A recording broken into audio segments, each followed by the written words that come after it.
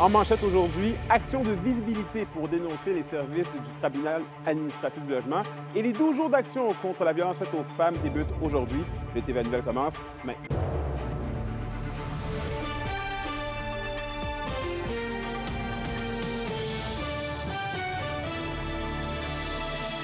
Bonjour tout le monde, ici Anthony Dallaire et bienvenue au TVA Nouvelle.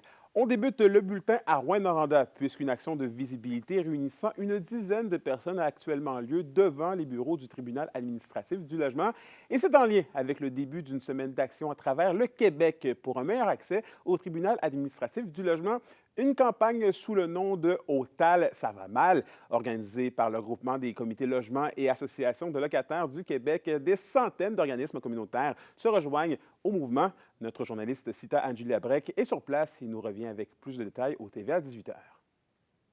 Aujourd'hui, en fait, on fait un rassemblement pour un meilleur accès au tribunal administratif du logement avec les comités partout au Québec et les associations de locataires pour dénoncer des enjeux qui sont alarmants qui se passent au niveau du TAL.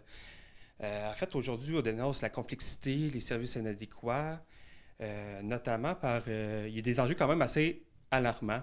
Par exemple, les raccrochages abusifs. Tu appelles là-bas, tu as une chance sur 10 de pouvoir parler à quelqu'un. Sinon, tu as 9 chances sur 10 de te faire raccrocher la ligne d'une personne, notamment qu'aujourd'hui qui m'a appelé. Elle a été chanceuse de pouvoir parler à quelqu'un au tribunal administratif du logement, puis finalement, ils l'ont juste référé sur le site Internet.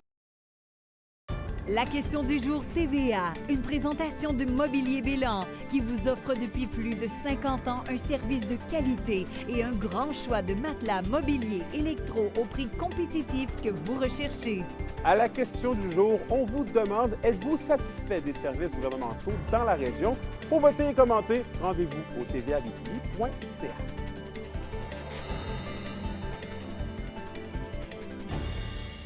Et c'est aujourd'hui que débute la campagne annuelle des 12 jours d'action contre la violence faite aux femmes dans la région. L'initiative chapeautée par la table de concertation contre la violence conjugale et des agressions sexuelles de la MRC d'Abitibi se terminera avec la 4e édition de la Marche des Alliés. Ce sont 25 femmes qui ont été victimes de féminicide cette année au Québec, selon l'organisme. Et la mine Éléonore, située à 300 km de Matagami, dans le nord du Québec, vient d'être vendue à la compagnie britannique Dilmar pour 795 millions de dollars.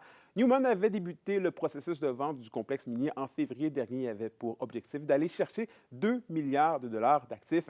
La mine Éléonore appartenait au groupe Newmont depuis un peu plus de 5 ans.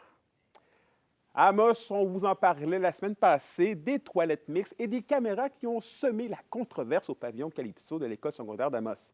À présent, le C2S Arikana n'exclut pas la possibilité de faire quelques changements pour accommoder les élèves et les parents.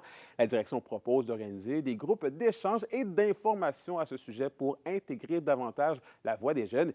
Il y aura aussi un sondage mené auprès des élèves au cours du mois de janvier.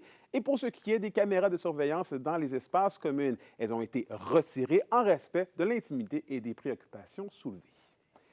Et en santé, le comité de suivi de construction de l'urgence soins intensifs et bloc opérateur de l'hôpital d'Amos a déposé récemment une pétition sur le site web de l'Assemblée nationale du Québec. Les instigateurs pressent le gouvernement Legault d'accorder le financement nécessaire aux travaux projetés par le CISAT. Le texte rappelle que les 3 députés caquistes et les préfets des 5 MRC de la région appuient le projet et que les délais actuels dans le projet portent atteinte à la viabilité et la qualité des services de santé en Abitibi-Témiscamingue. Jusqu'à présent, 645 personnes ont signé la pétition qui prend fin le 31 janvier prochain. Et puis toujours en santé, un nouveau centre de jour pour les soins palliatifs sera aménagé à Rouyn-Noranda pour les patients atteints du cancer et leurs familles. Et justement, la ministre Sonia Bélanger a remis un montant de 50 000 $ à la Fondation hospitalière qui servira à la réalisation du projet. Le tout se fera à même la maison d'hébergement en cancérologie située au centre-ville de Rouyn-Noranda. La ministre Sonia Bélanger est très fière de l'annonce et du travail accompli jusqu'ici. Bien, écoutez, je suis très, très contente parce que vous savez que les soins palliatifs, c'est extrêmement important qu'on puisse soutenir tous les projets de soins palliatifs. Puis je veux, dans le fond, souligner tout le travail qui est fait ici à la maison de l'Envol. Ils ont un projet extraordinaire pour un centre de jour. Après une attente de 3 ans, les maisons des aînés et alternatives de Val-d'Or et de Rouyn-Noranda ont officiellement ouvert leurs portes et Félix Blaquière nous amène les visiter. Un milieu de vie au design épuré, où les proches aidants sont les bienvenus en tout temps et où les résidents ont une salle de bain par chambre, les maisons des aînés et alternatives diffèrent avec le modèle plus institutionnel des CHSLD conventionnels. Oui, mais en fait, c'est toute l'organisation du travail. C'est vraiment une approche axée sur les besoins individuels de chaque personne. Donc, c'est extrêmement important. On n'est pas dans un modèle de routine de soins. 24 chambres sur 48 sont présentement ouvertes à Val-d'Or et pareillement à Rouyn-Noranda. Et c'est que le rythme d'ouverture est intrinsèquement lié au défi du manque de main-d'œuvre. Au fur et à mesure, ils vont ouvrir des postes, puis on va pouvoir accueillir.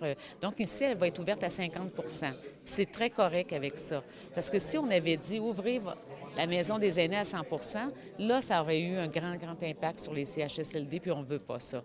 Le CISAT ne s'en cache pas. Il a recours à de la main-d'œuvre indépendante pour les maisons, comme ailleurs dans le réseau, mais assure garder le cap sur l'occupation à 100 % des maisons et, pour ce faire, maintient les efforts dans l'embauche d'employés. Toujours en fonction de la disponibilité du personnel. On va stabiliser la première équipe avec les premières maisonnées, puis graduellement, on devrait être capable d'ouvrir les maisons. Puis effectivement, on mise sur du recrutement de nouveaux employés. Les maisons des aînés répondent maintenant plus adéquatement à la clientèle alternative, qui inclut des adultes avec des déficiences physiques ou mentales. Actuellement, on avait très peu de lieux et même parfois pas de lieux à leur offrir, adaptés à leurs besoins, avec un environnement de travail qui correspond à un milieu de vie, un environnement physique, pardon, qui correspond à un milieu de vie, mais également avec du pairage, c'est-à-dire cohabiter avec des gens qui vivent des situations similaires. Du côté de Macamic, la construction de la Maison des aînés est en cours et pour ce qui est de Palmarol, le projet est toujours en attente puisqu'il nécessite la définition de nouveaux modèles d'hébergement. Félix Blaquière, RNC Nouvelles, Val-d'Or. Et de nouveaux bâtiments font peu à peu la apparition de l'autre côté de la rue où est situé l'aéroport régional de Rouyn-Noranda. Et vendredi, c'était justement l'inauguration du parc aéroportuaire. Cynthia Anne-Julie Labrec était sur place.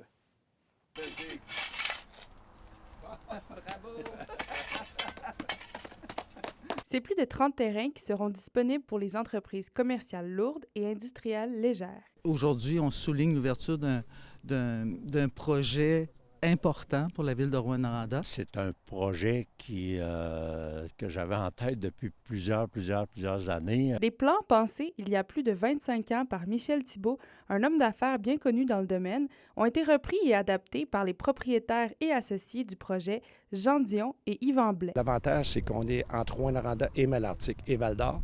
La place est stratégique à cause, premièrement, de l'aéroport, puis deuxièmement, à cause de la voie ferrée à l'arrière. Les entrepreneurs ont quelques projets déjà établis, comme un lave-auto, des entrepôts locatifs, une zone de transbordement et un héliport. Mais pour eux, les projets et les idées ne s'arrêtent pas là. La voie ferrée longe le terrain sur toute la longueur de notre terrain, en fin de compte. Puis, il y a une possibilité de faire une voie de déviation, puis de bâtir des silos pour entreposer des produits que les minières et l'industrie lourde se servent en Abitibi-Témiscamingue. Et puis ça amènerait quand même passablement de business à Rouyn-Noranda, puis de desservir toutes les mines de la région du nord de l'Ontario et du Grand Nord québécois. Les intervenants s'entendent pour dire que c'est un projet qui aura une grande portée pour la région.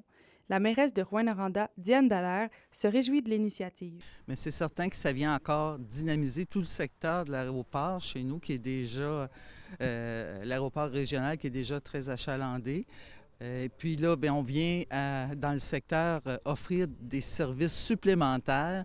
Alors, c'est clairement une bonne nouvelle pour la ville de Rouyn-Noranda. Les promoteurs attendent encore des autorisations du gouvernement afin de pouvoir accueillir les entreprises qui souhaitent s'établir au parc aéroportuaire. C'est à Anne-Julie Labrec, RNC Nouvelles, Rouyn-Noranda. Les SADC de l'Abitibi-Témiscamingue et du nord du Québec vous présentent la bonne nouvelle économique TVA. Depuis 1988, l'entreprise Assurance Lévesque de la Sarre est courtier dans le domaine de l'assurance des dommages aux individus et aux entreprises en Abitibi-Témiscamingue. L'investissement de plus d'1 million de dollars soutient 5 emplois et ajoute au marché 2 logements résidentiels et 1 logement commercial.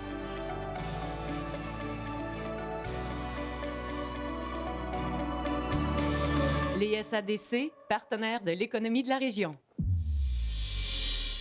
Et au sport, les Foreurs de Val-d'Or ont divisé les honneurs de leur week-end sur la route. La troupe de Maxime Desruisseaux avait pourtant bien entrepris son court voyage avec une victoire de 5-3 à Gatineau. L'équipe n'a cependant pas eu la même chance le lendemain alors qu'elle s'est inclinée 4-1 à Blainville. Les Huskies, de leur côté, ont subi vendredi soir un deuxième revers consécutif alors qu'ils se sont inclinés 3-0 face aux champions en titre de la LHJMQ, les Voltigeurs de Drummondville. Les Foreurs et les Huskies seront de retour à domicile ce week-end avec les visites du Phoenix et de l'Armada. Et 77 athlètes judokas ont pris part samedi et dimanche à la compétition régionale du club Juvaldo au centre multisport Fournier à Val-d'Or. Le club Juvaldo s'est démarqué avec la récolte de 33 médailles, suivi par les clubs de Rouyn-Noranda, La Sarre, Lebel sur Quévillon et Judo Témis. L'événement a aussi permis de développer la relève chez les arbitres de la région. Pour une nouvelle importante à nous communiquer, contactez-nous, nouvelles au pluriel, @rncmedia.ca, par téléphone au 1-866-463-4636 et notre site web tvaabitibi.ca.